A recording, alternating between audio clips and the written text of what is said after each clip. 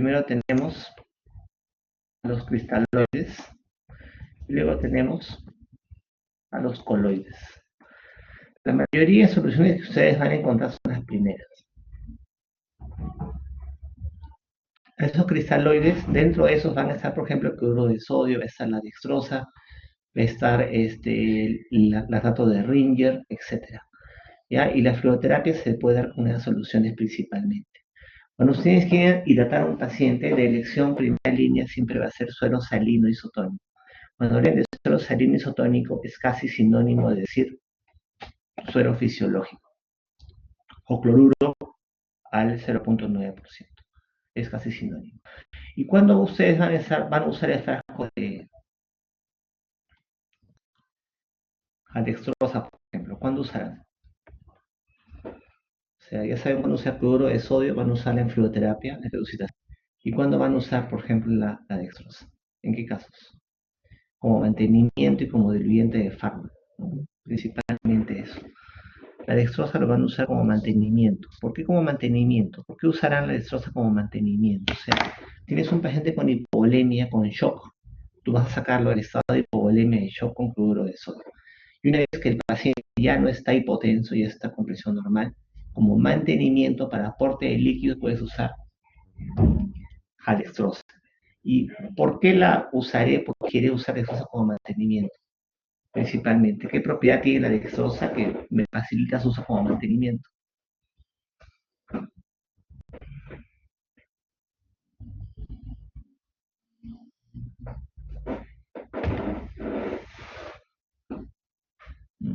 ¿Qué cosa me aporta la dextrosa que no me aporta el cloruro de sodio? El suero fisiológico. Acuérdense que suero fisiológico, solución salina isotónica, es sinónimo de decir cloruro de sodio a 0.9. Me aporta glucosa. O sea, ¿qué me aporta? Me aporta calorías. ¿Ya? Me aporta calorías. Muy bien. ¿Cuántos gramos de glucosa requiero al día normalmente? ¿Cuál es mi requerimiento diario de glucosa?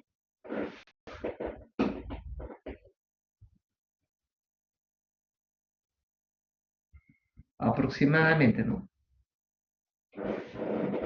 Aproximadamente debería ser 50 a 100 gramos de glucosa al día. Cada frasco de dextrosa al 5% me trae 50 gramos. O sea, dándole dos frascos al día a un paciente, le doy el aporte normal que requiere cada paciente en 24 horas en glucosa. Entonces, suero fisiológico lo van a usar para resucitación. Para fluoterapia de resucitación, llámese pacientes con hipovolemia, shock, por ejemplo. Dextrosa lo usa como mantenimiento. Una vez que ya saqué el paciente de shock hipovolémico, lo puedo dejar como mantenimiento porque también me aporta calorías. También, como por ahí dicen, también se usa como diluyente de medicamentos. También es importante por eso. Algunos medicamentos para pasarlos endovenosos se diluyen con eso, con dextrosa. También se puede usar para eso. Tenerles en cuenta. Miren, acá están estas soluciones cristaloides. Tenemos cloruro de sodio 0.9, lactato de Ringer y dextrosa. Cuando nosotros decimos que una solución es isotónica o isosmolar, cuando decimos que una solución es isotónica o isosmolar, ¿cuándo decimos eso? ¿Qué característica tiene que tener la solución para yo decir que sea isotónica o isosmolar?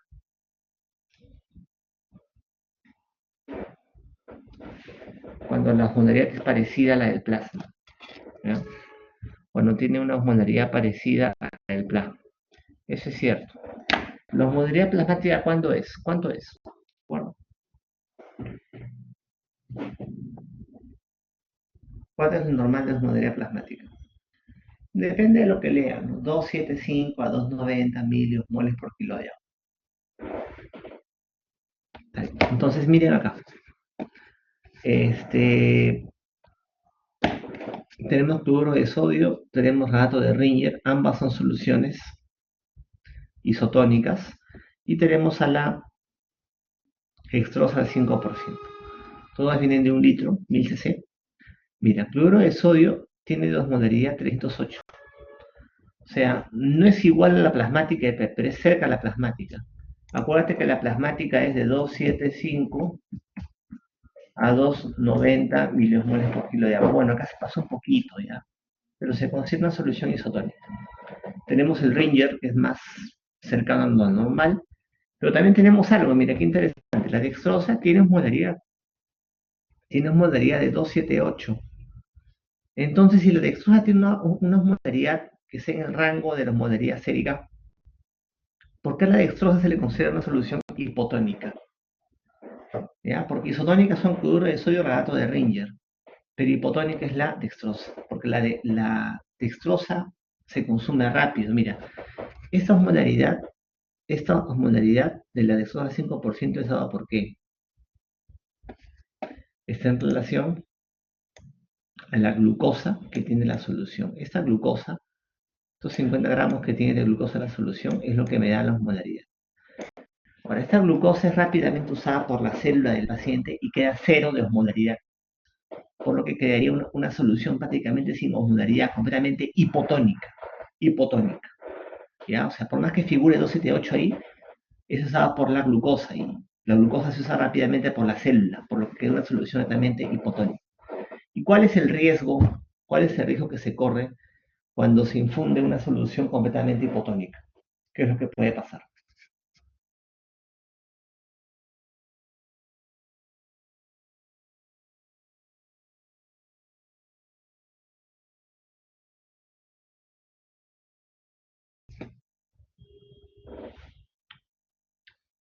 Edema cerebral.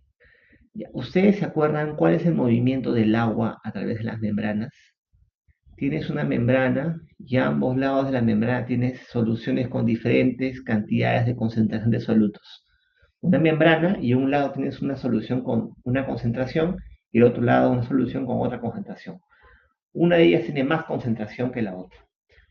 ¿El agua hacia qué lado se va? ¿Hacia el sitio de mayor concentración o de menor concentración de solutos?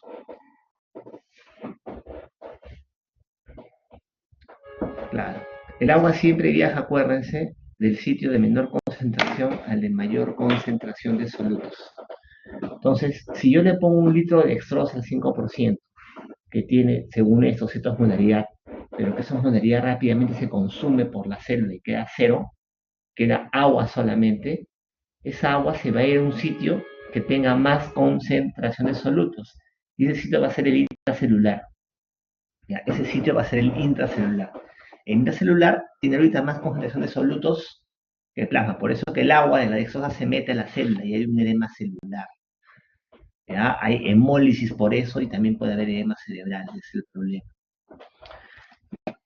Entonces, no usamos dextrosa para fluidoterapia de resucitación, sino para mantenimiento y como diluyente de medicamentos. Para resucitar a un paciente con shock hipovolémico, usamos otras soluciones. ¿Qué soluciones? Cloruro de sodio al 0.9% o lactato de Ringer. ¿Ya? Esas soluciones son llamadas soluciones isotónicas o isosmolares, porque tienen una osmolaridad similar a la del plasma. ¿Qué otra solución isotónica ustedes conocen, aparte de cloruro de sodio y Ringer? ¿Qué otra solución isotónica ustedes conocen?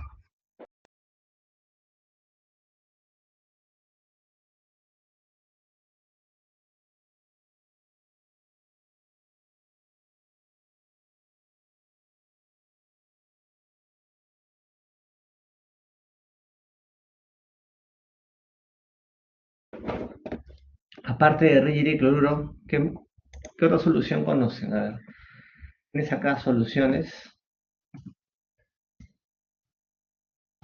isotónicas. Va a tener ustedes al cloruro de sodio, 0.9%, van a tener al lactato de Ringer y van a tener ¿a cuál? A la solución de Hartmann.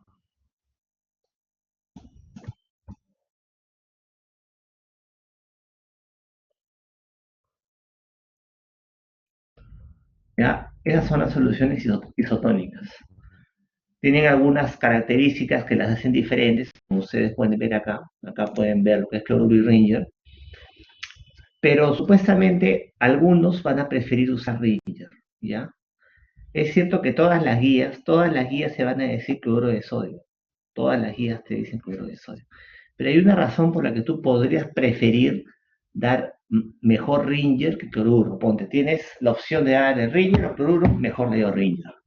No tengo Ringer, dale cloruro, no hay ningún problema. ¿Cuál sería esa razón por la cual tú preferirías usar la datos de Ringer, que es una solución cristaloide isotónica? ¿Por qué se preferiría dar Ringer, por ejemplo?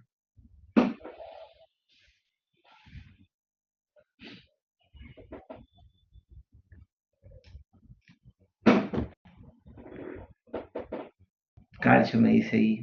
Axel, ¿otra?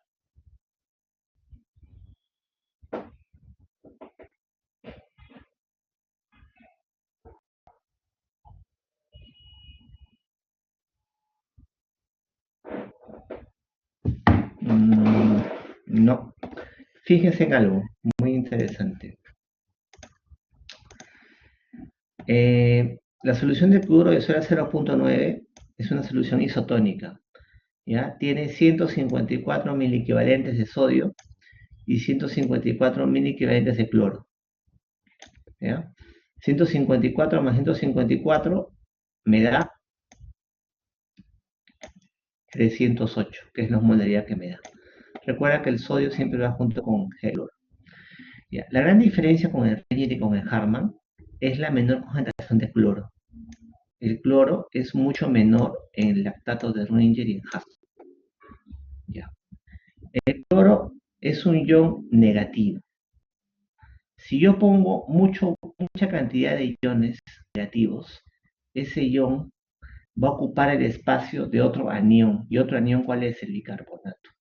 Si yo pongo mucha cantidad de cloro, como cloruro de sodio, este anión, que entre en mucha cantidad en mi organismo, va a tener que ocupar el lugar de otro anión. ¿Qué otro anión? El bicarbonato. Y me deplete el bicarbonato.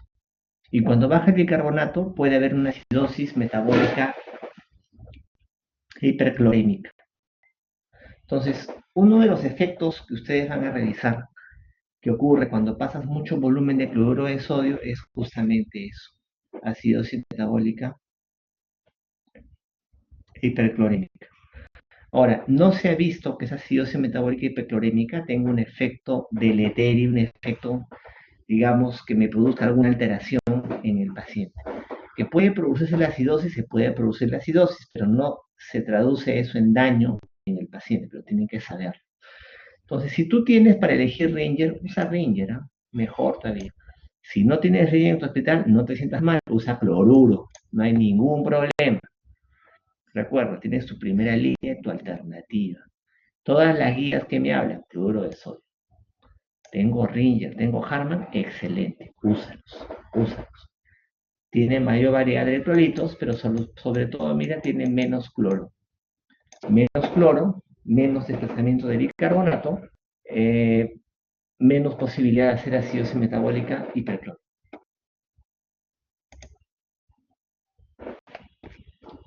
Esto es interesante. A ver, cuando yo pongo un litro de cloruro de sodio, ¿qué cantidad de cloruro se queda en el intravascular? ¿Se acuerdan?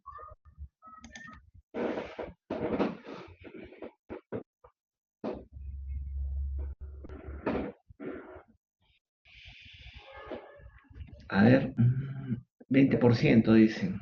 En realidad es un tercio es lo que se queda en el intravascular. Un tercio, más de un 30%. Miren acá, vamos a ver.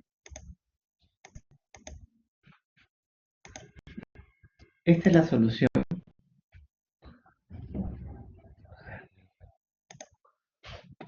Esta es la solución salina, cloruro de sodio a 0.9.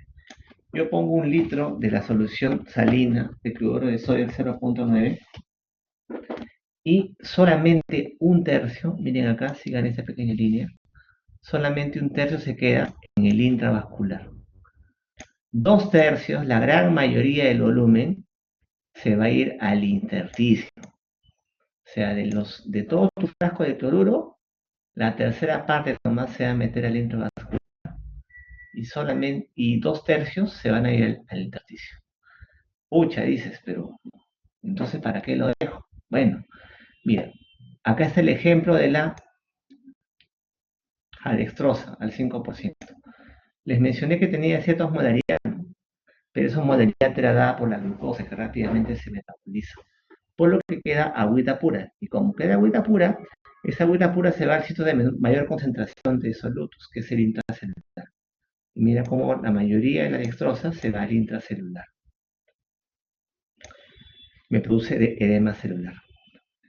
Menos se va al intersticio y muchísimo menos, mira, de 1 litro, solo 72 mililitros se va a ir el intravascular. O sea, nunca hidrates, nunca pretendas dar fluidoterapia con dextrosa sola. Olvídate, no hagas eso. No hagas eso. Está mal. ¿Ya? El cloruro de sodio tampoco sería lo máximo, supuestamente, ¿no? Mira, 2/3 se va afuera, solo 1/3 adentro. Estas soluciones balanceadas vendría a ser la solución del lactato de Ringer y la de Harman también. Igual, la mayoría se va al intersticio. Pero hay otras soluciones que son los llamados coloides. Esos coloides son sustancias, acá te lo voy a poner, sustancias gelatinosas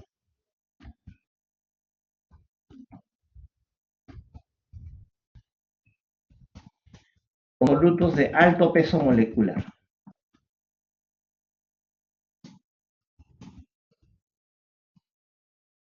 ¿Ya? Estos coloides son sustancias gelatinosas con solutos de alto peso molecular. Como tienen un alto peso molecular, ese alto peso molecular evita que ese soluto se salga fuera del vado sanguíneo. Ese soluto, como es muy grande, eso evita que se salga del endotelio para afuera. Entonces se queda, mira, yo pongo 1 litro de un coloide, el litro se queda en el intravascular, es parte del volumen plasmático. Entonces, esas soluciones existen. ¿Alguien me puede decir un ejemplo de una solución coloide?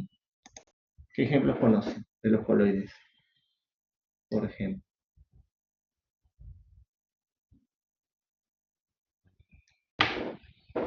Aemacel, albúmina.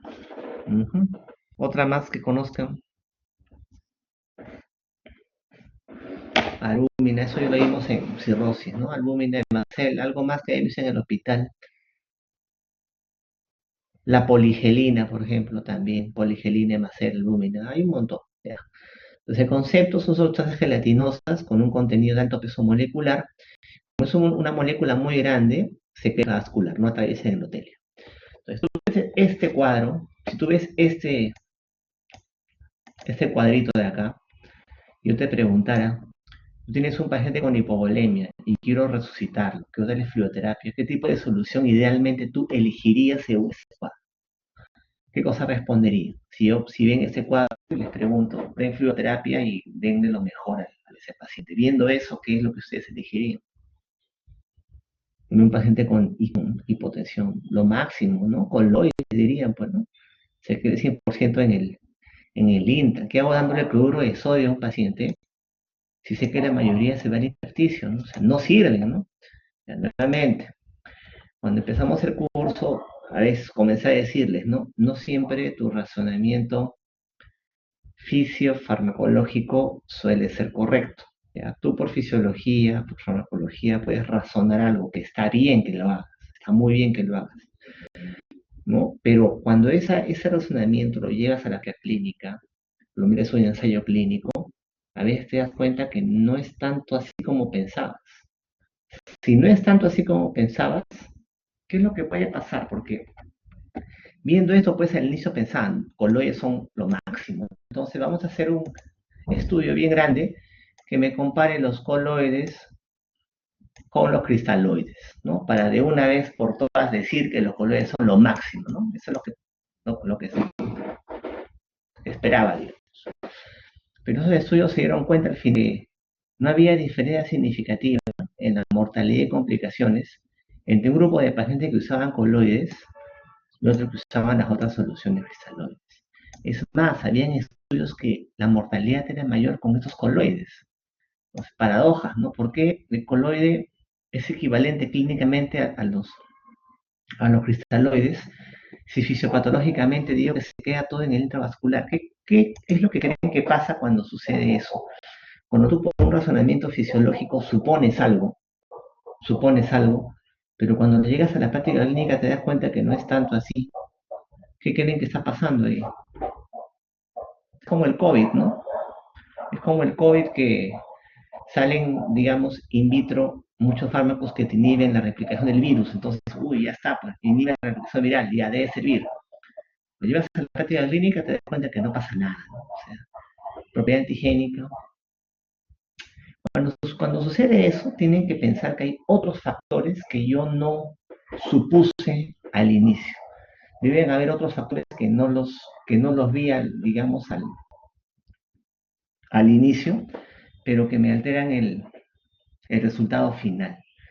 Entonces, deben haber algunos otros factores que hacen que los coloides sean equivalentes a las otras soluciones, cuando desde el punto de vista fisiofarmacológico deberían ser superiores. Entonces, si les preguntan y cuando lean guías de fluidoterapia, todas las guías se basan en el uso de los cristaloides y ponen como primera línea el cloruro de sodio a 0.9. Idealmente, si puedo usar una solución balanceada, Ringer o Harman.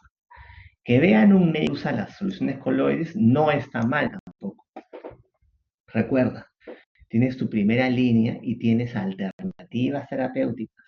Un coloide no está mal que lo uses, úsalo si lo tienes. Nadie, no, no está mal. Pero acuérdate que no hay diferencia significativa finalmente en un paciente de usar un cristaloide versus un coloide. Ahora, ¿cuáles son esos factores que influyen que la mortalidad o las complicaciones sean iguales? Vamos a ver más adelante. Ese correcto es bien interesante, mira. Acá también te ponen solución salina, de dextrosa 5%. Ahí está la solución de Harman y la gato de Ringer.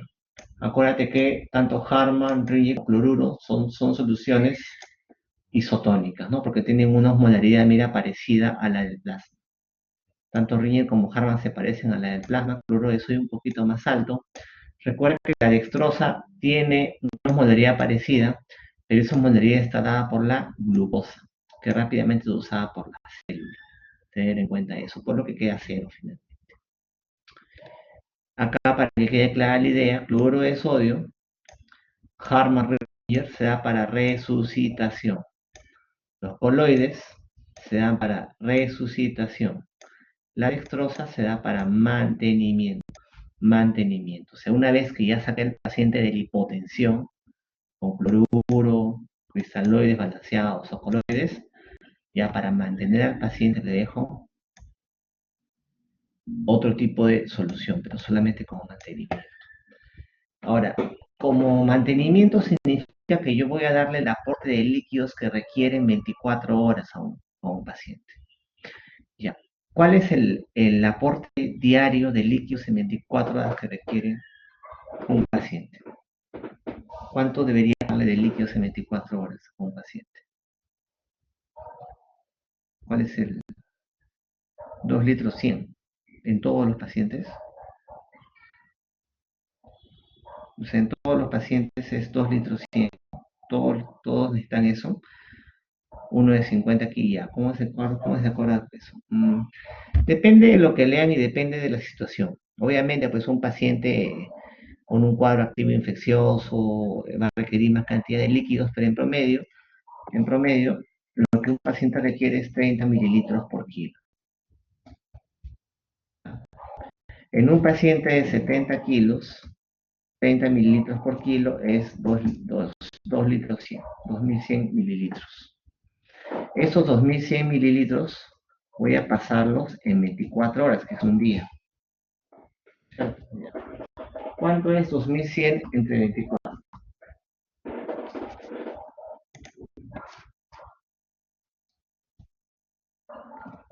2100 entre 24 me sale 87.5. ¿Eso qué significa? Que tengo que hacer 87,5 mililitros por hora, ¿ya?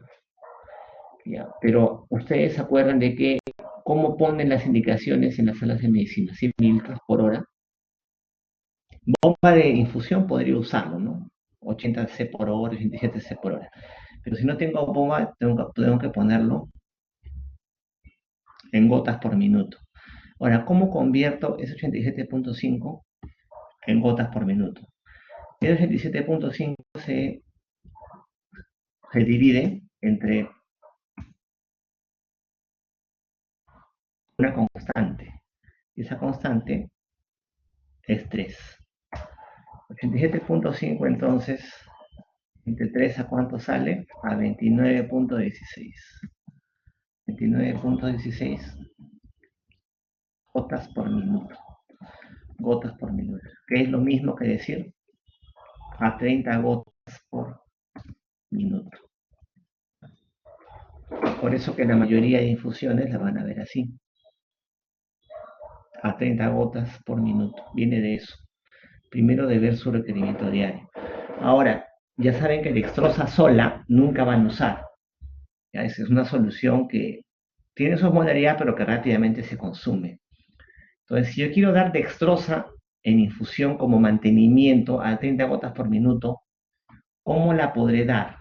¿Qué tengo que añadirle a la dextrosa? Tengo que añadirle electrolitos. Electrolitos. ¿Qué tenemos en electrolitos? Tenemos las ampollas. Vamos a ponerlo acá, de cloruro de sodio al 20%. Por eso al 20%, su nombre comercial es el hipersodio. Es el hipersodio. Esa ampolla de cloruro de sodio al 20% viene de 20 mililitros. ¿Y trae cuánto? Trae 68 mil equivalentes de sodio y 68 mil equivalentes de este cloro. Entonces tenemos 68 por 2. ¿Cuánto sale? Por esta ampollita me sale 68 de cloro, 68 de sodio. Entonces 68, vamos a poner 68 por 2, me sale igual a 136. Cada ampolla me está aportando 136 mil equivalentes. ¿Ya?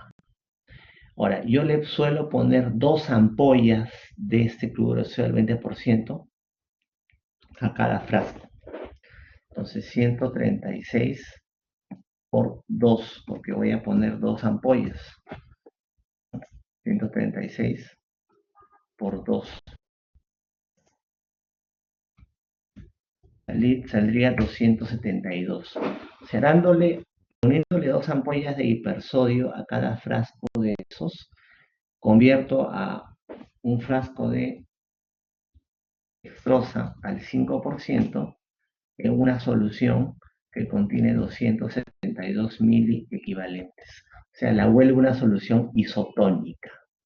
Isotónica. O sea, ¿cómo convertir una dextrosa al 5% en una solución isotónica agregándole 2 ampollas de cloruro de sodio al 20%, el llamado hipersodio? Recuerda que hipersodio es nombre comercial, que contiene los 20 mililitros, 68 mil equivalentes de sodio, 68 mil equivalentes de cloro. Entonces, 2 ampollas de eso me sale 272. La convierte en isotónica. Recuerda que la osmolaridad de plasma es de 275 a 285. Estamos por ahí, ¿no? Bastante similar a la del plasma. Y así voy a dejar el requerimiento diario en el paciente, el mantenimiento diario. Ya, eso es para dar la solución en 24 horas, digamos. Pero en un paciente, digamos, hipovolémico con hipotensión, digamos que el caso anterior que les mostré, te venga un paciente hipovolémico con shock. Ya saben que ante un shock, ante un paciente que tengo que darle fluidoterapia de reducitación, tengo que usar solución salina, isotónica, ¿no? Ya sea Ringer, Harman, cloruro de sodio. ¿Cuánto volumen o cómo le voy a pasar esa solución salina a ese paciente que viene hipovolémico con shock para resucitarlo? Generalmente en emergencia, ¿qué es lo que decimos? Hay que pasarle el frasco. Está, ¿no? Inmediatamente, rápido, jefa, ¿no? A chorro le decimos ya. ¿Qué significa eso? Es pasar está o pasar a chorro un frasco de cloruro de sodio. ¿Cuánto es el volumen que tenemos que pasar de resucitación en un paciente?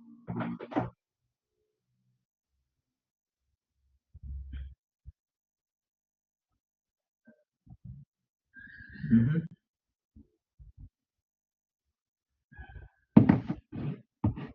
Hay varios enfoques para esto, o varios enfoques. Uno de los enfoques, que es creo que le gusta a Edwin, y pregunta en el examen esto, es según el cuadrito que les llevo acá, según las características del paciente, calculas el volumen que le falta y le pones ese volumen. Bueno, es un enfoque. El otro enfoque, ¿cuál es? Es a todo paciente con hipotensión, tú vas a pasarle el volumen que me dicen ahí, vas a pasarle 30 mililitros por kilo. Lo mismo que le paso en 24 horas, se lo paso para resucitar. Ya saben que 30 mililitros por kilo en un paciente de 70 kilos equivale a 2.100 mililitros, ¿ya? En un paciente de 70 kilos. ¿Cómo le voy a pasar esos 2.100 en un paciente que requiero resucitar? En un paciente que requiere fluidoterapia de resucitación. ¿Cómo se lo voy a pasar?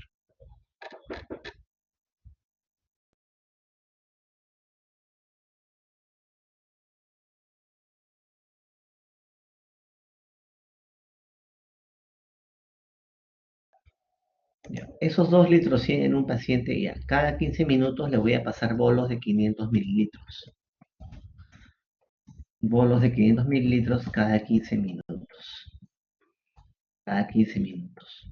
O sea, esos 2 litros 100 debería pasarlos en una hora. En media hora le paso un litro, en media hora más le paso otro litro. ¿Ya? O sea, en una hora debo pasarle los 2 litros 100 de cloruro. Ya no es posible que te venga un paciente con shock hipovolémico y le pongas pues un ese cloruro de sodio que gotea ahí lentito, no toda la guardia con un frasco, no.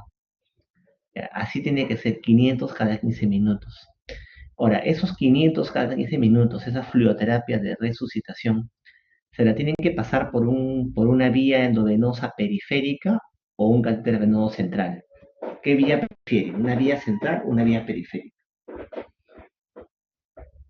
De arranque, es una pregunta así clásica de cualquier examen, vía periférica, ¿ya? Una vía periférica. ¿Qué características tiene que tener ese catéter periférico? Esa bránula, ese catéter endovenoso periférico, ¿qué características tiene que tener?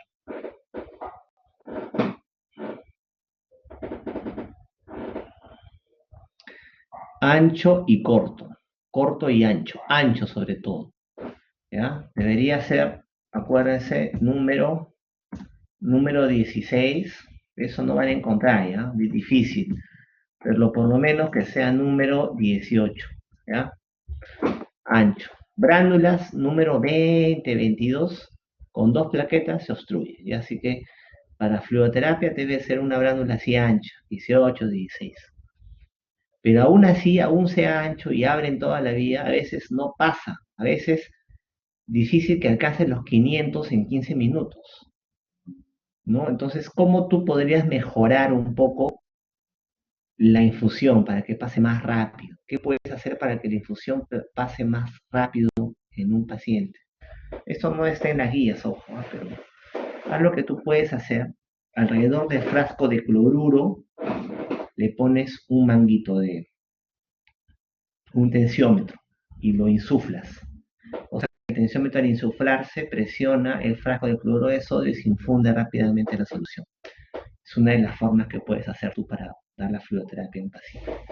¿Ya? Ahora, esa es la fluidoterapia de resucitación. ¿Ya? O sea, 30 ml por kilo en cada 15 minutos le doy bolos. ¿Qué pasará si un paciente, digamos, viene por vómitos, deposiciones líquidas? Encuentro 7,5 de presión, 70-50, shock hipovolémico, ya está. Pasa el cloruro de sodio a ese volumen que les he dicho. Ya le paso los 2 litros 100 y el paciente sigue igual, no responde. O sea, sigue con hipotensión. ¿Qué pienso y qué tengo que hacer en ese momento? el caso es esto, porque no todos van a responder, la mayoría responderá, pero hay pacientes que no responden, pues, ¿no? Y si no te responde, ¿qué pasa?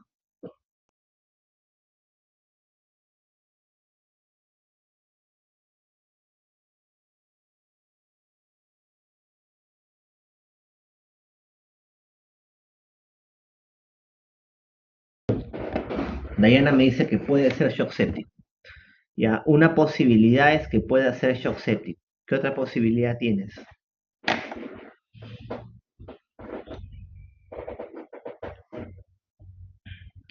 Otra posibilidad me dice que sea falla cardíaca. ¿Qué más? Sea un shock de otro tipo cardiogénico. ¿Qué más puede ser?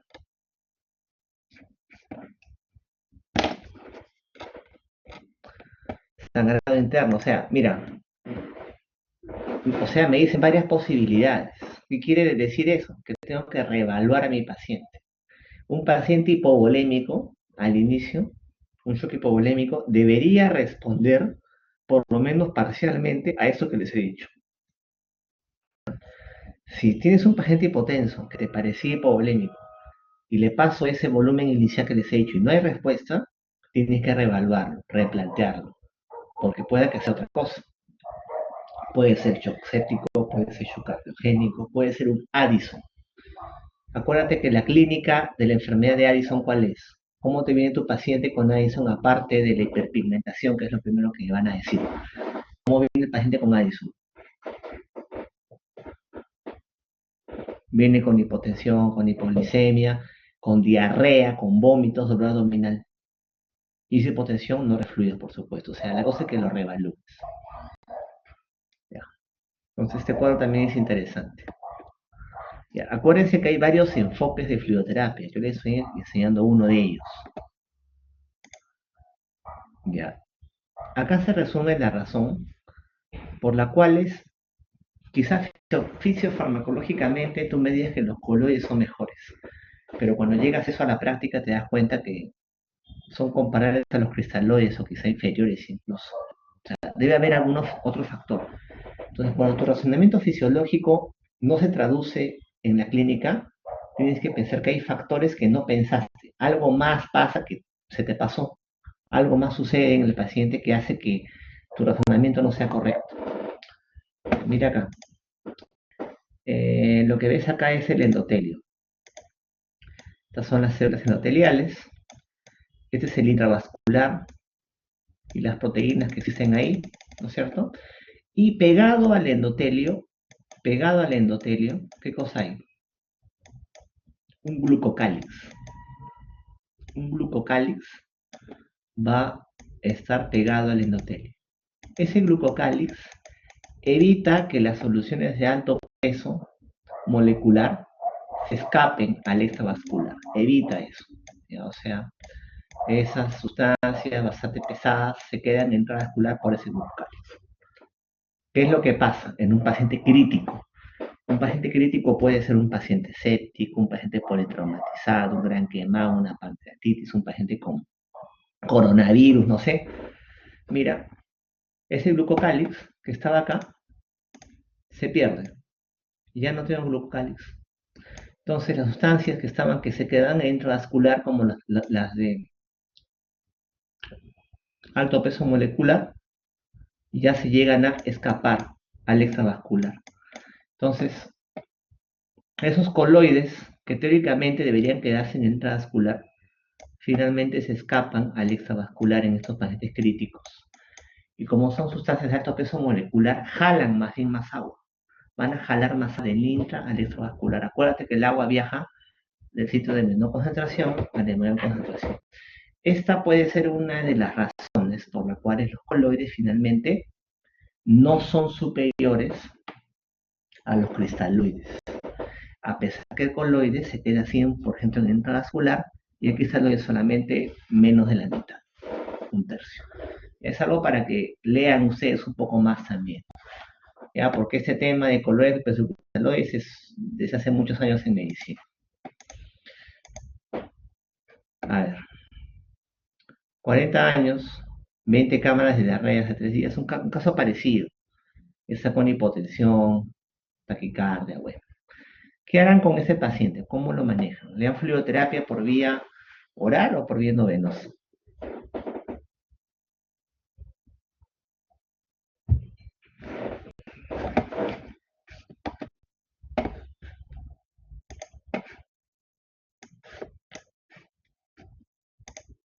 Ujú, claro, acá no hay mayor duda, pues no va a ser por vía no venosa.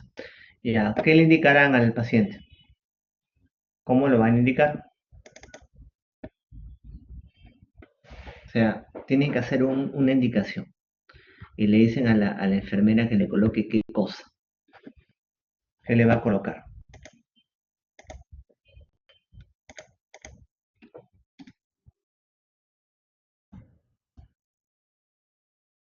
Cloruro de sodio a 0,9, bolos de 500 cada 15 minutos, ¿no?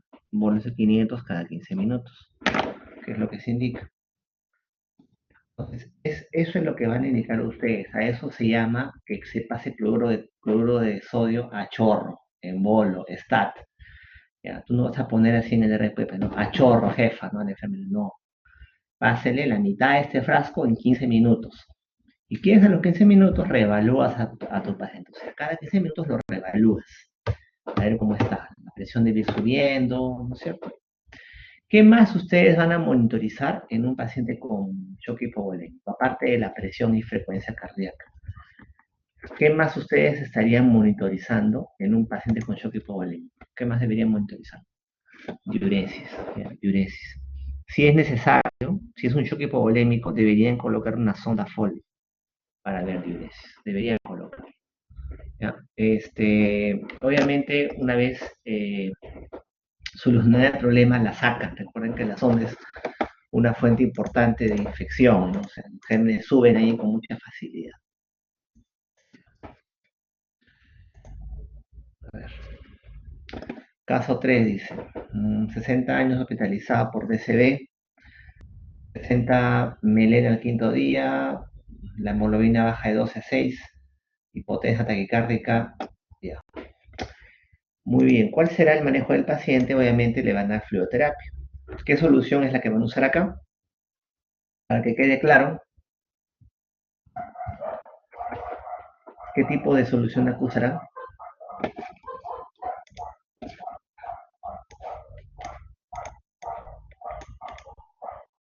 en esta paciente? ¿Qué tipo de solución es la que decidirán infundirlo?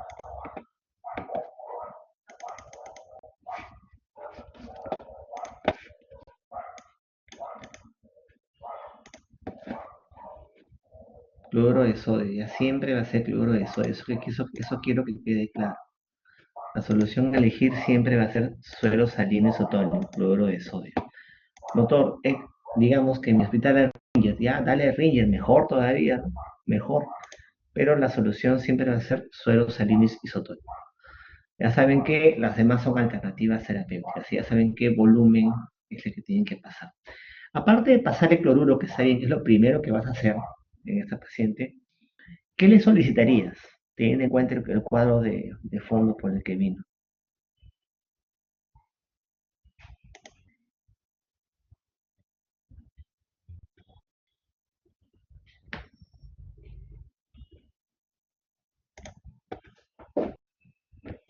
Hemograma. A ver, ¿le van a pedir hemograma completo o solamente hemoglobina y hematocrito? Tengan en cuenta que el hematocrito sale más rápido, ¿ah? Sale 15 minutos, menos. Hemograma puede que se muera un poquito más. ¿Qué le pedirán? A ver, ¿y por qué?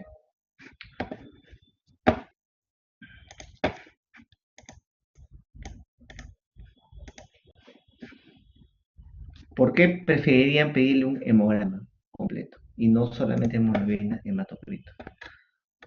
Es algo bien, bien simple, pero claro, plaquetas, pues. ¿Quién te dice que no tiene un problema este paciente en las plaquetas? Un PTI, puede ser, ¿no? O sea, por eso es importante, por lo menos al inicio pedir hemograma completo.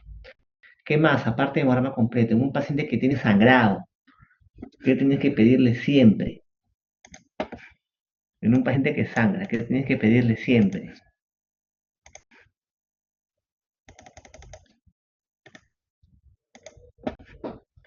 perfil de coagulación y grupo sanguíneo y factor, siempre.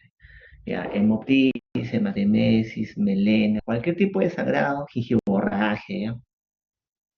Siempre pidan hemograma completo, perfil de coagulación, grupo sanguíneo y factor, cualquier sangrado. Es algo importante. Bueno, ya saben el volumen que tienen que pasar inicialmente. ¿Qué creen que pasa con esta paciente? ¿Por qué he hecho este cuadro de hemorragia digestiva? Primero, ¿esta hemorragia digestiva de la paciente es alta o es baja?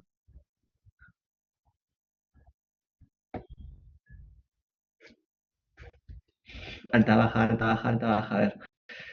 Eh, ¿por qué me dicen que es baja? Acuérdense que la melena es hemorragia digestiva alta. Para que haya melena, ese sangrado como brea, es como brea, malolientes, el sangrado debe ser por arriba del ángulo G6, ¿no es cierto? O sea, debe ser un sangrado digestivo alto, ¿ya? Acuérdate que el sangrado digestivo alto se presenta con melena y o con hematemesis, o sea, puede ser hematemesis con melena o solamente uno de los dos, ¿ya? La melena siempre es sangrado alto digestivo. El sangrado digestivo bajo, ¿cómo se manifiesta? Se manifiesta con hematoquesia o con jarrectorragia también, ¿ya? Entonces, es en este caso, esta paciente con DCB y sangrado digestivo alto, ¿por qué cree que ha podido tener el sangrado digestivo alto? ¿Qué crees que pudo haber pasado con la paciente para que haya hecho un HDA?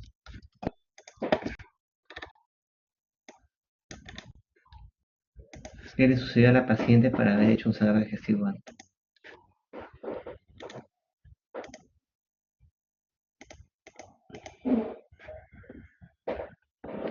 Una buena opción es que había estado anticoagulada. Y la otra opción es que ahí estaba la paciente con aspirina, ¿no? También acuérdate que si es un DCB, recibe antiagregación o anticoagulación. Está bien.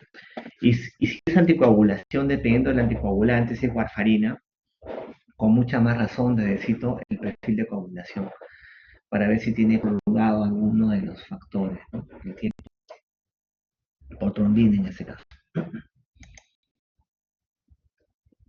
A ver, 65 años, dado de alta, hace 48 horas, presenta tos, fiebre de un día de evolución, 80-50 de presión, 100 de cardíaca, peso 75, lactato en 4. ¿Cuál es el diagnóstico que tiene este paciente? ¿Qué le colocarían ahí de diagnóstico? ¿Qué ven que tiene?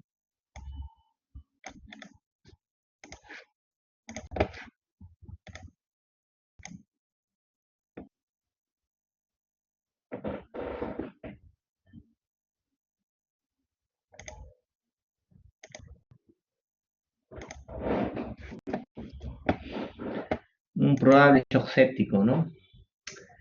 Eh, el cuadro del paciente sería en realidad una neumonía hospitalaria.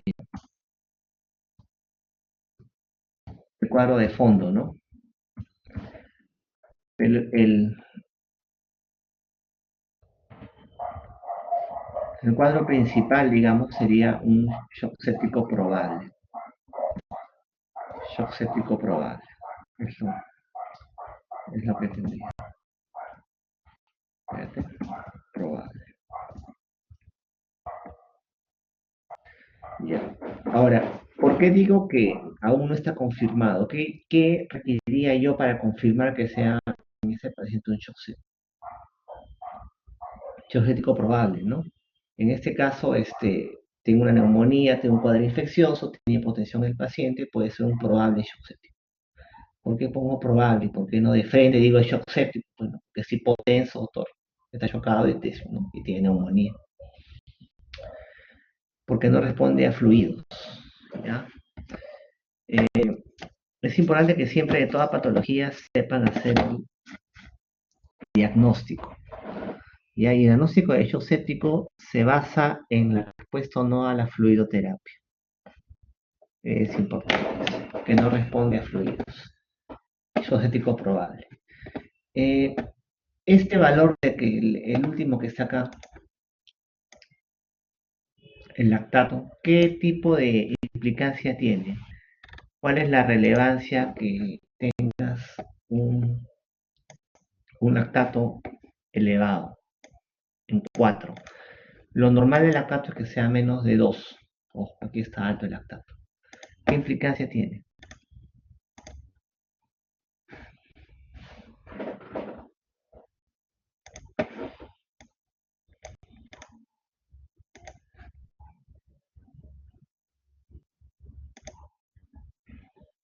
¿Cuál es el significado clínico del lactato elevado?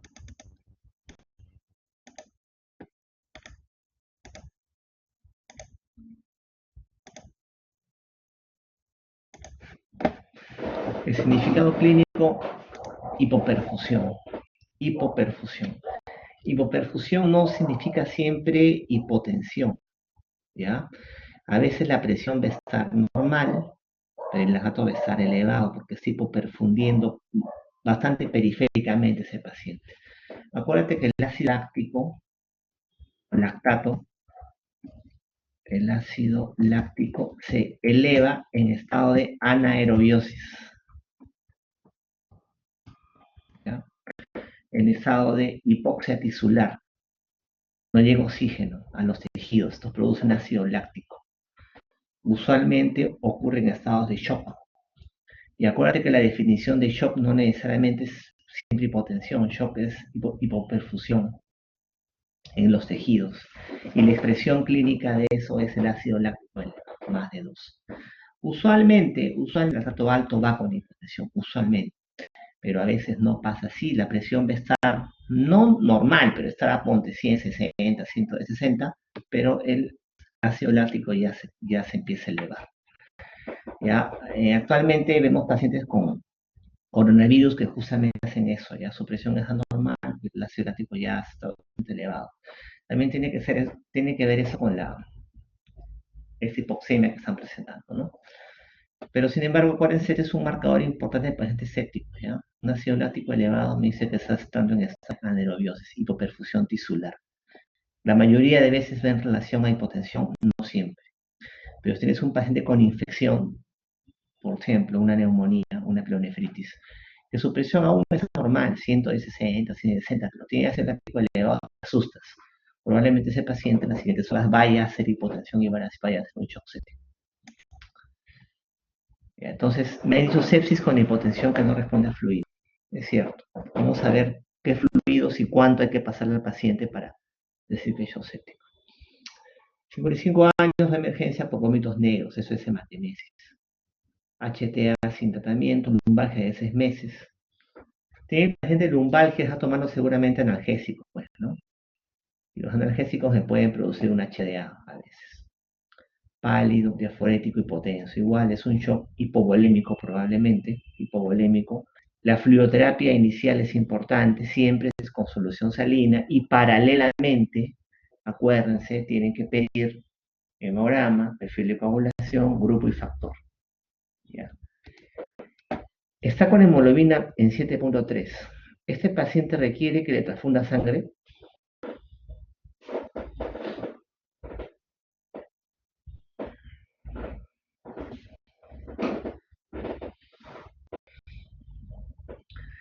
Ya, acá va a depender mucho de lo que leas, ¿ah? Si leen guías de shock hemorrágico, fluidoterapia, probablemente te digan que sí. Ya, pero si lees guías, por ejemplo, de hemorragia digestiva alta, yo les enseñé, por ejemplo, la clase de cirrosis. ¿Qué les dije? ¿Cuándo hay que pasarle sangre a un paciente cirrótico con HDA? Basta que tengas HDA y ya, cuando es 7, solamente si es menos de 7 la hemoglobina. Ahora, en la vida real, o sea, tienes un valor de 7.1, va a decir, no hay que pasarle sangre porque es 7.1, menos de 7, no, ya le pasa sangre, pues no, porque si ves que es un paciente que tiene hipotensión, sangrado digestivo, tú asumes que es un HDA acna. O sea, ese 7.3 de ahorita, en unos minutos va a ser menos de 7, si igual le pasas. O sea, una cosa es lo que tú lees para tu examen, y otra cosa es en la vida real lo que tú vas a hacer. Es como que te diga, El volumen inicial de resucitación, ¿cuánto es? 30 mililitros por kilo. En un paciente de 70 kilos es 2 litros 100. Ya, tú vas a esperar que le pasen los últimos 100 mililitros de los 2 litros 100 para decir que no responde a fluidos. No, pues ya vas litro y medio y el paciente no responde a fluidos, ya algo te huele mal, o sea, ya estás pensando que puede ser otra cosa. Probablemente ese paciente sí hay que pasarle sangre, pero según lo que ustedes lean, según la literatura, te van a decir que menos de 7 de hemoglobina recién le pasa sangre. Obviamente no vas a esperar que baje. Acuérdate que el concepto de HDA activa es presencia de melena o hemesis más inestabilidad hemodinámica. O sea, tienes hematemesis, tienes hipotensión y es una HDA activa. O sea, va a seguir bajando esa hemoglobina. Nunca se olviden también controlar función renal.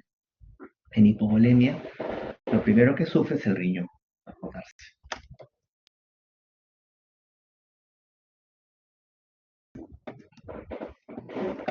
Caso 5, dice, el médico indica infusión de dextrosa 5% en 1 hora, 2 horas después presenta convulsiones, hace paro respiratorio y fallece. ¿Qué fue lo que pasó en este caso?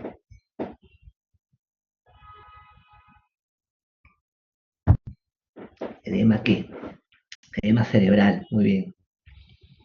Ya saben, ¿ah? Y eso es un error común, lo van a ver. Dextrosa, igual le pasa endovenoso, o sea, para fluidoterapia de resucitación, cloruro de sodio. Una vez que lo sacaste como mantenimiento dextrosa, con electrolitos le puedes dejar, ¿no? Con ampollas de cloruro de sodio al 20%. RIP, etcétera. Exacto. A ver, fluidoterapia. ¿Cuánto debo infundir de fluidos? 30 mililitros por kilo. De solución salina, isotónica de preferencia. No tengo solución salina, tengo otro tipo de soluciones, por ejemplo, una poligelina, lo puedo usar. Acuérdate que primera línea son soluciones salinas y los colores vienen a ser alternativas. No te digo que no los uses, los puedes usar, pero son alternativas terapéuticas. ¿Qué tengo que evaluar para ver si está funcionando lo que le dejo al paciente? ¿Cómo evalúo la respuesta a la fluidoterapia? O sea, yo le pongo fluidos y cada 15 minutos que tengo que ver en esos pacientes.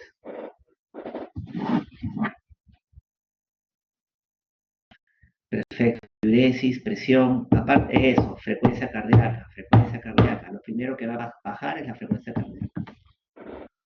¿Puede haber alguna complicación si administro mucho volumen de cloruro? ¿Qué pasaba?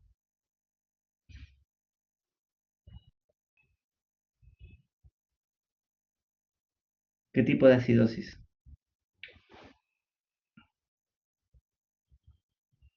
Ya, ¿la hiperclorémica es anion gap alto o anion gap normal? Mm, La hiperclorémica es anion gap normal, muy bien. Anion gap normal, exacto.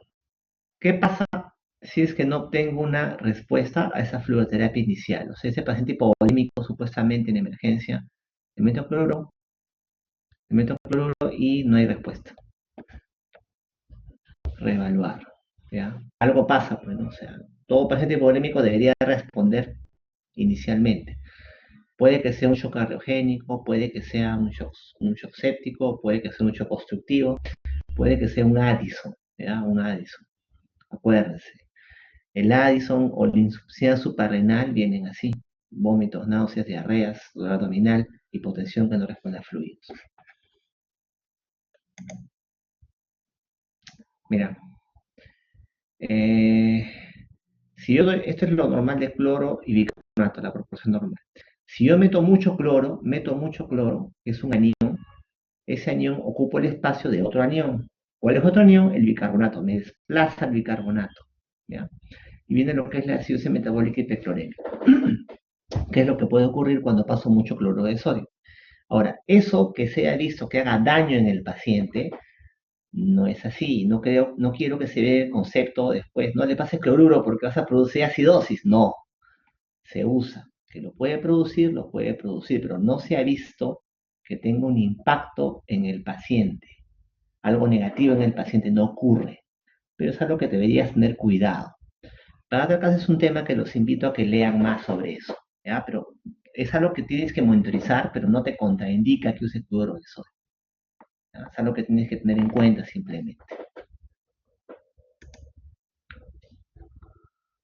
Acude por diarrea 3 días, lago 12, mucosas secas, edemas, 80-60, depresión, y este médico decide infundir poligelina.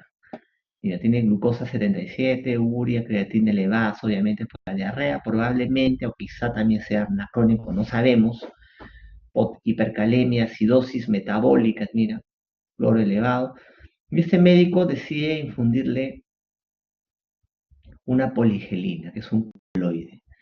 ¿Por qué el médico de acá decidió mejor infundirle una poligelina, que es un coloide? ¿Por qué poligelina y no cloruro? ¿Qué dice? ¿Alguna razón por la cual quizá decidió mejor poligelina?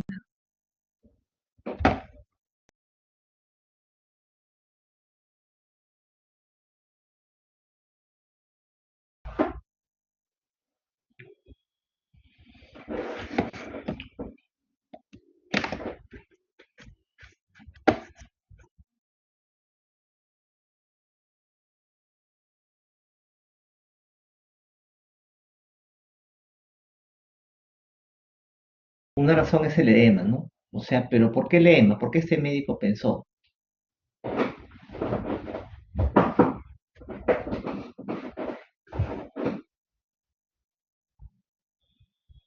sea, ¿por qué el edema en ese caso? ¿Qué tiene que ver el edema con la poligelina? ¿Por qué preferiría poligelina? Ya, eso, ¿no? Acuérdense. eh, Solamente un tercio se queda en el intravascular de cloruro, lo demás se va a intersticio. Entonces, poligelina teóricamente se queda en el intra. Entonces, poligelina, algunos lo van a querer usar, sobre todo en pacientes edematosos. ¿Qué tipos de pacientes ustedes conocen que hacen edemas? ¿Cuáles son los edematosos que conocen?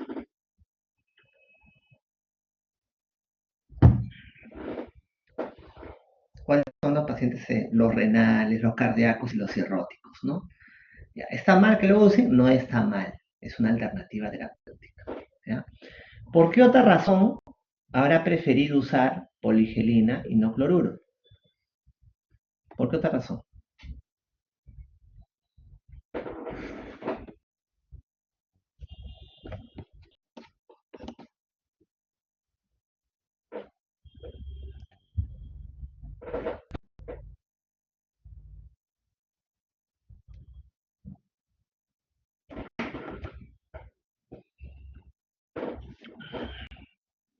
Polibicarbonato.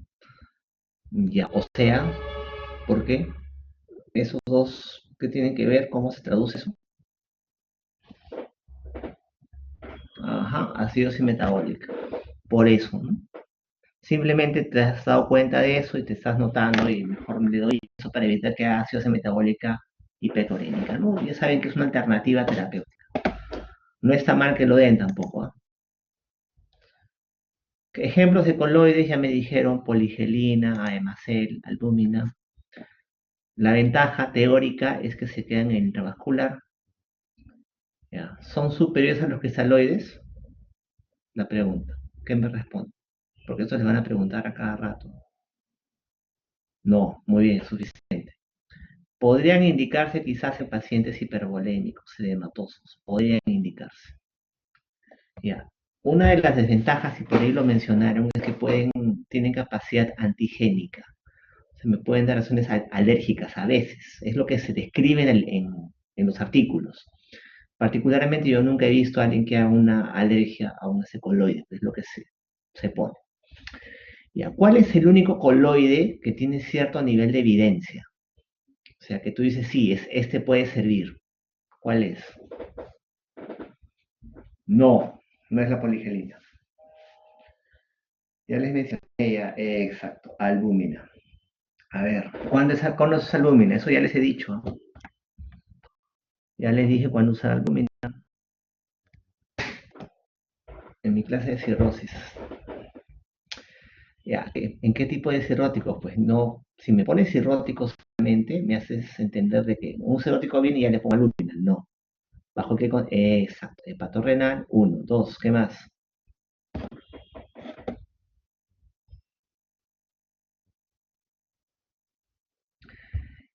solamente ascitis, Lore,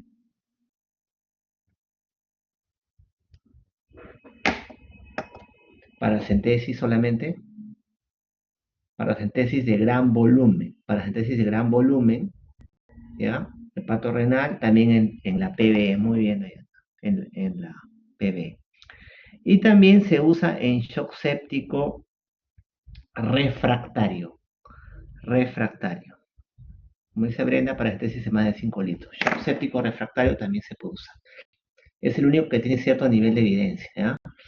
Hay artículos, van a encontrar un montón de artículos cuando los coloides comenzaron a usarse y estaban con el concepto ese de que se quedan en el intravascular, que son mejores, todo el mundo usaba coloides ya, eran lo máximo, eso era en el 2000 creo. Hasta que salió un estudio que decían que no, que aumentaban la mortalidad. Hay un estudio del BMJ de hace años que decía que el lúmina aumentaba los casos de complicaciones en los pacientes, que la mortalidad, entonces ya nadie usaba lúmina. Hasta que salió otro que decía que no había diferencia significativa con los quesaloides. Finalmente se vio que la lúmina sí sirve en algunos casos determinados. Pero esto de que coloides y quesaloides lo van a encontrar desde hace mucho tiempo. Estudios en contra del lúmina incluso de hace mucho tiempo, estudios que luego decían que sí servía, y ahora que quedamos en que tiene cierto nivel de evidencia en algunas circunstancias.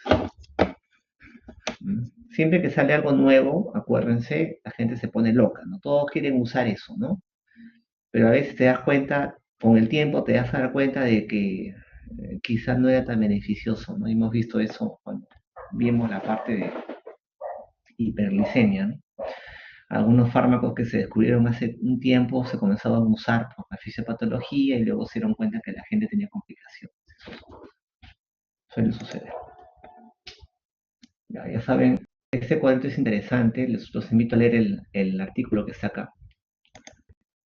Los coloides que les he mencionado son soluciones con alto peso molecular, de tal manera, como tienen alto peso molecular, esto evita que salgan del intra extravascular. Pero este glucocálix se pierde a veces y igual se escapa finalmente.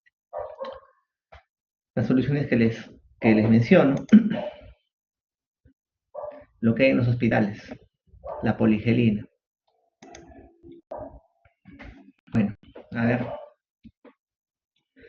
50 años, emergencia por vómitos y fiebre, dolor en flancos, PP positivo, hipotensión taquicárdica, frecuencia respiratoria 30, leucocitosis con abastonados, falla renal, tiene piuria, dato al diagnóstico.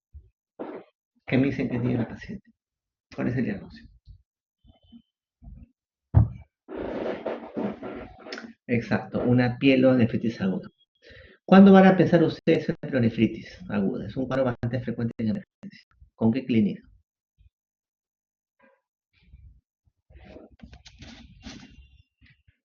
Ya, pero no vienen así, ¿eh? Un PPL positivo. O sea, a veces el dolor lumbar en flancos tú lo descubres al examinar al paciente. Ya, estamos de acuerdo con fiebre, Axel. Aparte de fiebre, no siempre vienen con lumbalgia. Fiebre, ¿qué más? Ya, vómitos. Perfecto, ya. ¿Cuáles, digamos, te dicen ustedes, plantéenme una pregunta de un cuadro clínico de una pielonefritis? ¿A quién se imagina? ¿A qué tipo de paciente? Varón, mujer, edad, ¿con qué cuadro? ¿Cómo se imaginan a un paciente de una pregunta de examen cuya respuesta sea pielonefritis? Mujer, ya, mujer, ponte de veintitantos años, que viene con qué? Con fiebre y vómitos. Mujer con fiebre y vómitos en emergencia, piensa pielonefritis.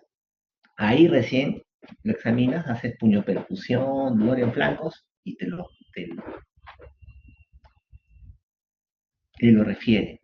A veces las pacientes vienen sin dolor en lumbar, en flancos. Al examinarlas recién encuentras eso. Y acuérdense que en pielonefritis no hay disuria y poliaquiuria. Eso encuentran en cistitis aguda. Una cosa es cistitis, otra cosa es pielonefritis. La pielo usualmente va sin disuria, sin poliaquiuria. Va con vómitos y fiebre alta. Muy bien. Tiene pielonefritis, pero ¿qué es lo más importante? Aparte de pielonefritis, ¿qué otro diagnóstico pondría?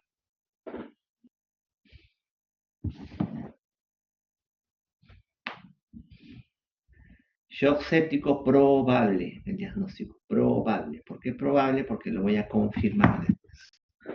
Shock séptico probable iría en primer lugar incluso. Y luego pielonefritis aguda. Muy bien.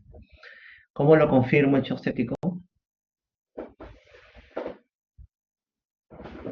¿Cómo lo confirmo? Reanimación con fluidos. No, hemograma no. Fluidos, respuesta a fluidos. ¿Cuánto le paso de fluidos? ¿Cuánto le paso de fluidos?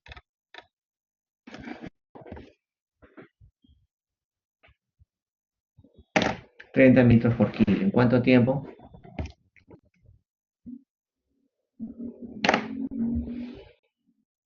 Bolos de 500 cada 24 horas, ¿no? O sea, yo no voy a esperar 24 horas con un shock séptico. O sea, esos 30 ml por kilo, le paso bolos de 500 cada 15 minutos. O sea, en una hora yo voy a pasarle los ese, ese volumen. O sea, si te digo que es, nuevamente, si les digo que es 30 mililitros por kilo, en un paciente de 70 kilos serán 2 litros 100. Estos 2 litros 100 se lo paso en bolos de 500 mililitros, cada 15 minutos. En una hora ya debo pasar todo. No responde a eso, la presión sigue baja, es un shock séptico. Obviamente, eso responde en el examen. En la vida real, pues no van a esperar que pasen los 2 litros 100 enteros para decir que es un shock séptico, ¿no? No, doctor, faltan 100 mililitros todavía, ¿no? Pues, o sea, ya litro y medio, ya pasa a pensar que es un shock séptico, ¿no? Tener en cuenta eso, una cosa es la teoría, otra cosa es la vida real. Estas son las definiciones que todo el mundo conoce. El concepto de síndrome de respuesta inflamatoria aún es válido, aún existe, ¿sí? Taquicardia, taquipnea, fiebre, etcétera. Pero este concepto ya no se usa para diagnóstico de sepsis.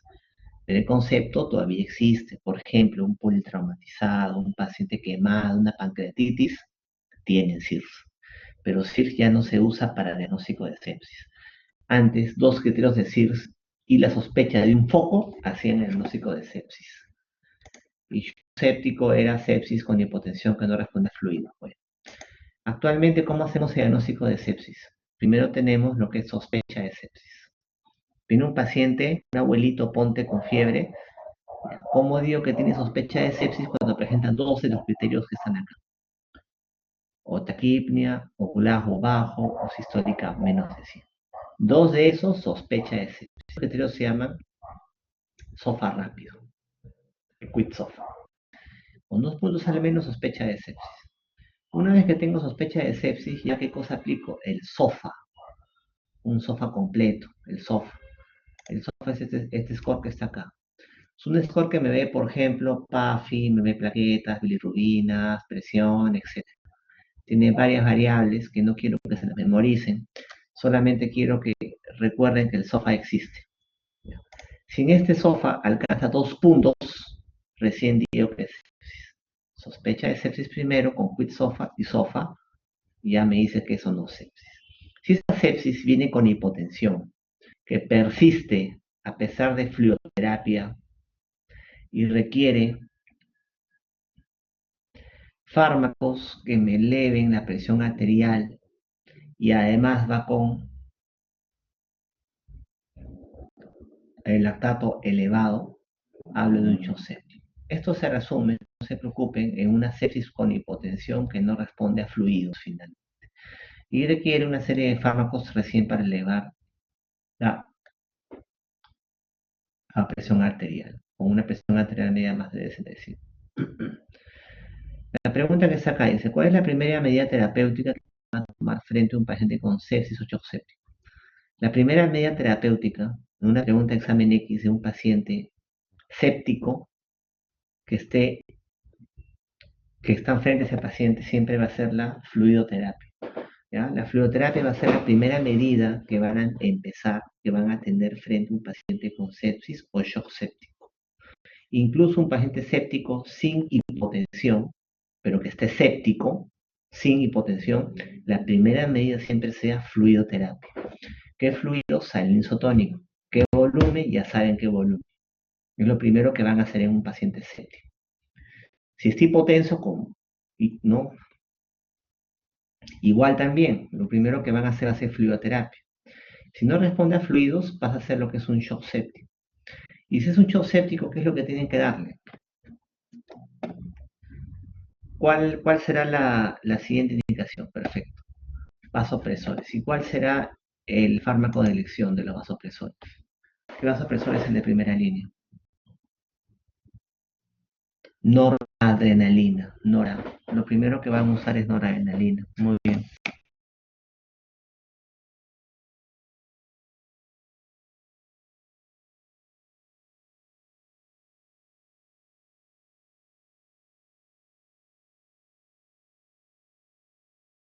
Si no responde, se usa adrenalina o vasopresina. Lo que ya no se usa, ya no van a usar es dopamina, fenilefrina, porque son muy arritmogénicos. ¿Ya? Tener eso en cuenta. Entonces, cualquier pregunta que tengan de acá en adelante de sepsis o shock séptico, incluso solamente sepsis, ¿ah? Sin hipotensión, lo primero es fluidos, y ya saben cómo poner el fluido. ¿Ya? Si está hipotenso, obviamente vasopresores podría ser. ¿Qué más deberían hacer en un paciente séptico o con shock séptico aparte de fluidos y vasopresores? ¿Qué más deberían hacer? ¿Qué más deberían brindarle? Antibióticos, muy bien. Antibióticos de amplio espectro. Por ejemplo, una pielonefritis. Según el foco, ¿no? ¿Cuál es el germen más frecuente en una infección urinaria?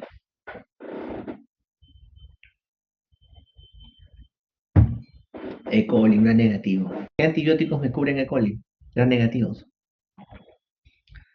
Antibióticos es un tema complicado, ¿no? Ya, por ejemplo, antibióticos que me cubren gran negativos, le voy a poner ejemplos. Están cefalosporinas, de tercera generación como ceftriaxona, por ejemplo. También están fluoroquinolonas,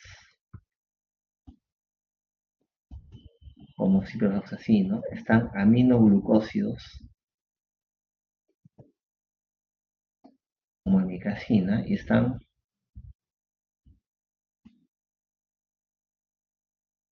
los carbapenems, como meropenem, imipenem, tapenem, doripenem. Muy bien. ¿Cuál de esos ustedes eligen en los pacientes? En un paciente, ¿cuál de esos ustedes elegirían? En ese paciente, por ejemplo, con un shock séptico, aparte de fluidos vasopresores, ¿cuál de esos ustedes elegirían?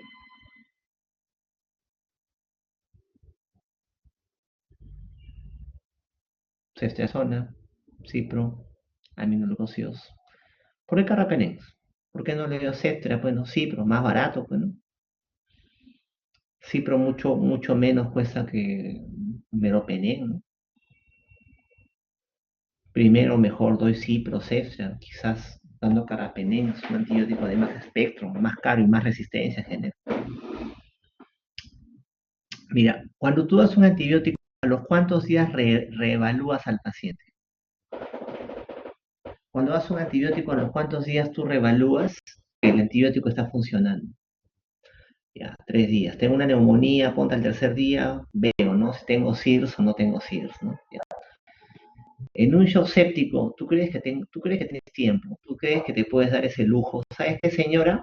Está con shock séptico, ¿no? Voy a darle ceftriaxona y voy a ver si en 3 días el antibiótico me resulta. Si no me resulta, le cambio a otro. ¿Qué te parece eso? El paciente se muere, pues, ¿no? Se muere en un día. Entonces, en pacientes con cuadros sépticos severos, tú empiezas con lo mejor que tienes, carbapenems en este caso, y le pides cultivo, ¿no? Obviamente el cultivo me hará modificar el antibiótico. Es como que tuviera una celulitis horrible, ya horrible, una fascitis necrotizante. No voy a empezar pues con dicloxacilina, oxacilina, ¿no? Vancomicina de frente, ¿no? Quizá linezolid le dejaré a la paciente, dependiendo. Esa es la idea. ¿Ya? Cuadros severos, infecciosos, severos, ojo, no todos, uso el antibiótico de mayor espectro posible. ¿Ya? En los cuadros severos, en una ITU común y corriente uso, pues sí, pero no sé, ¿no? Pero en shock séptico no me la juego. ¿Ya? Siempre en terapéutica, el que le dije desde un inicio, tengo que saber la indicación, tengo que saber cuándo no usar un fármaco, tengo que saber por cuánto tiempo usarlo, tengo que saber cómo monitorizarlo. ¿Cómo sé que lo que doy está haciendo efecto? ¿Cómo sé que lo que doy funciona? Ya, pues en las 6 primeras horas tengo que alcanzar esto, chicos. Estas variables tienen que ser alcanzadas en las 6 primeras horas para disminuir la mortalidad en estos pacientes. Tengo que hacer una presión arterial media más de 75, una diuresis adecuada y bueno, otras variables. De estas 4 variables, sobre todo las 2 primeras, ¿ya? Las 2 primeras tengo que alcanzarlas en las primeras 6 horas. Las 2 primeras. Noten acá PVC de 8 a 12 milímetros de mercurio, ¿ya? En el examen Castillo les pone centímetros cúbicos, creo, de agua, no sé qué cosa, y todos marcan eso y siempre se confunde. Ya es milímetros de mercurio, 8 a 12 milímetros de mercurio, no centímetros de agua cúbicos, como les pone. Todo el mundo marca y encima van y les reclaman a veces. Y por eso a veces todos caen. Tengan en cuenta eso. Las 2 primeras sobre todo. La F. Soporte manual en sepsis siempre salino isotónico. ¿Qué coloides se podría utilizar? Acuérdense, albúmina y suséptico refractario. Si el paciente séptico no responde a fluidos, ya saben qué hacer. Eh, se le deja vasopresores, noradrenalina, que es el de elección. Lo de las dosis, eso no tienen que saberlo ahorita, ¿no? A ver, 20 años, sangrado general abundante, dolor abdominal, FUR hace 2 meses, presión, límite, frecuencia cardíaca elevada. ¿Qué tiene de fondo la paciente? Diagnóstico de fondo. ¿Qué tiene de fondo? ¿Qué creen que tiene? Ectópico. Ectópico, ¿no? Embarazo ectópico es un cuadro común. Generalmente son mujeres jóvenes con abdomen agudo, pálidas. Eso nunca se olvide. Abdomen agudo en mujer joven pálida puede ser un ectópico roto. ¿Qué harían primero con esta paciente? ¿Qué es lo primero que van a hacer? Fluidoterapia, salino isotónico. Nunca se olviden, salino isotónico. ¿Y qué le piden paralelamente? ¿Qué le piden paralelamente? Ya fluidos, cloruro, al toque, ya saben cómo ponerlo. Obviamente, beta-HCG, ¿qué más? Grupo, factor, hemograma completo por las plaquetas, perfil de coagulación. ¿Ya? No olvidarse. Llaman al gínico también. A ver, 60 años, diabético, fibrilador, acude por disuria, fiebre y dolor lumbar. No se oculta crepitantes, 80-50 de presión. ¿Qué creen que tiene este paciente de fondo? Está hipotenso. ¿Cuál puede ser la causa de la hipotensión tranquilamente?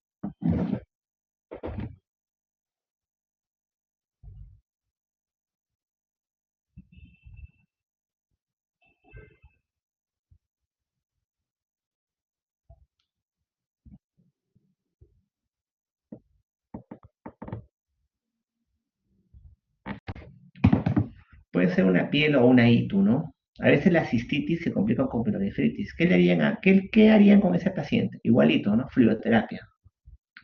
Fluidoterapia. Pero ¿qué deberían tener acá en consideración? O sea, ya saben. O sea, una cosa es que tú lees, acá de fluidos, pero tienes que tener algunas consideraciones. ¿Qué deberías acá tener en consideración, por ejemplo, en ese paciente? ¿Con qué deberías tener cuidado? Ya, y está bien, Axe, pero fibrilador, ¿qué significa? O sea, ¿qué debes tener cuidado en este paciente?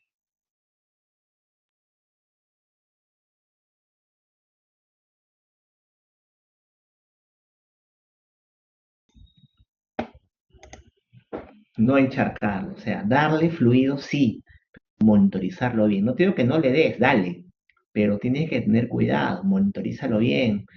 Ya, mira que no esté ingurgitado, que no tenga congestión pulmonar, etcétera. Tener mucho cuidado con eso. Darle lo necesario solamente. Ya, o sea, ser bastante exacto, ya sabes, shock séptico.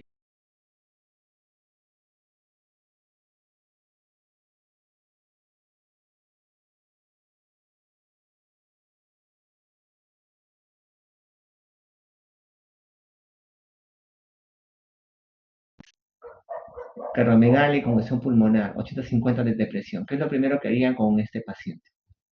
A ver,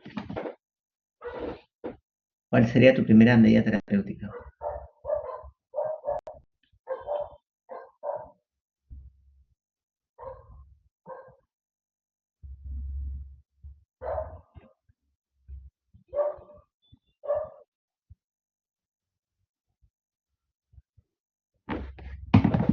¿Qué haría con este paciente?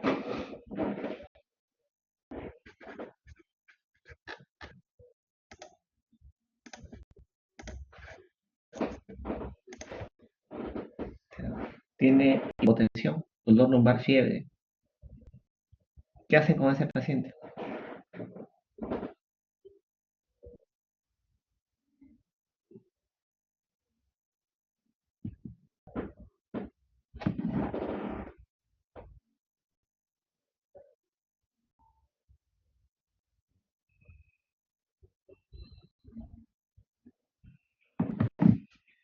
Y ya. ¿Y le darías primero fluidos? Ya, no, no tienes que tener cuidado. Y esta paciente congestionado, mira, tiene congestión pulmonar, o sea, no le das fluidos. En este caso te los pongo para qué? Para que se den cuenta que hipotensión no es sinónimo de darle fluidos. Un paciente hipotenso no es sinónimo de darle fluidos, o sea, no tienes que ser tan parametrado. Des cuenta de hipotensión, dale fluidos, no. Es un paciente edematoso, que está con cardiomegalia, tiene signos evidentes de falla cardíaca, no puedes darle más fluido, vas a encharcarlo más, vas a hidratarlo más al paciente. Y está en hipervolemia. De frente, vasopresor, muy bien. De frente, vía central o mientras por vía periférica, vasopresores, noradrenalina primero. Primero le das noradrenalina y después ya le das un rubo positivo, ¿no? Acuérdense que primero, primero se usa noradrenalina y luego que ha elevado la presión se usa recién dobutamina, porque la dobutamina tiene efecto hipotensor. Primero, no de endobutamina, se da a hipotensar más el paciente. Primero es nora y luego la dobutamina. El paciente de frente vasopresores, no te puedes dar primero fluidos. Vasopresores, ¿y qué más le harás? Aparte de nora, ¿qué más le harás? Fluidos,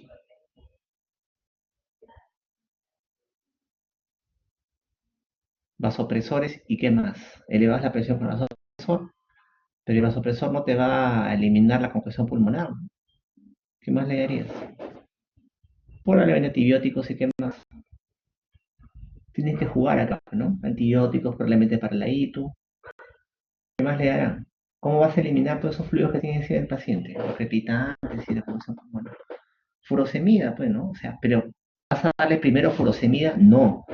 Dale primero furo, vas a hipotensarlo más. Primero le elevas la presión, paralelo le das furosemida, antibióticos por ahí, ¿no? En estos pacientes, por ejemplo, te sirve lo que es la presión venosa central. ¿Ya? Esta PVC debe ser de 8 a 12. Si es menos de 8 en ese paciente, te dice que tienes que darle todavía fluidos, dale cloruro hasta que sea de 8 a 12. Si es más de 12 y está sobrehidratado ese paciente. Ese paciente se le podría poner un catéter venoso central y ver la presión venosa central. Coloide sería una alternativa. Sabes que igual es cloruro de sodio coloide, no son alternativas. Te los pongo para que hipotensión no sea sinónimo de dar fluidos. Tienes que ver al paciente. Su totalidad. 40 años, diarrea 3 días, se da fluidoterapia de mantenimiento con dextrosa. ¿Qué les parece eso? ¿Está bien o no?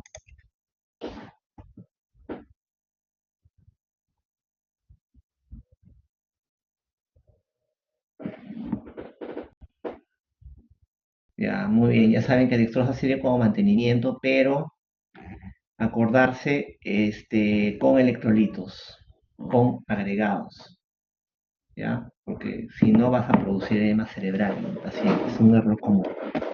Exacto. Muy bien, chicos, es lo que quería mencionarles sobre fluidoterapia. Eh, Recuerden que este es un tipo de enfoque, ¿ah? Dependiendo de lo que ustedes lean, hay enfoques distintos en lo que es fluidoterapia, ¿ya? Pueden leer sobre todo ese tema de colores crisaloides, los invito para que revisen, ¿ya? El tema de que por qué el coloide al final es equivalente al crisaloide siendo fisiológicamente superior teóricamente, ¿ya? Muy bien, ahora sí les voy a enviar el enlace del pasito.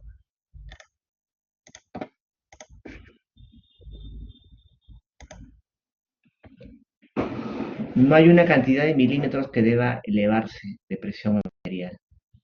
¿Ya? Lo que tú quieres lograr en un paciente siempre es que la presión arterial media sea mayor de 65, una PAN mayor de 65 milímetros de mercurio.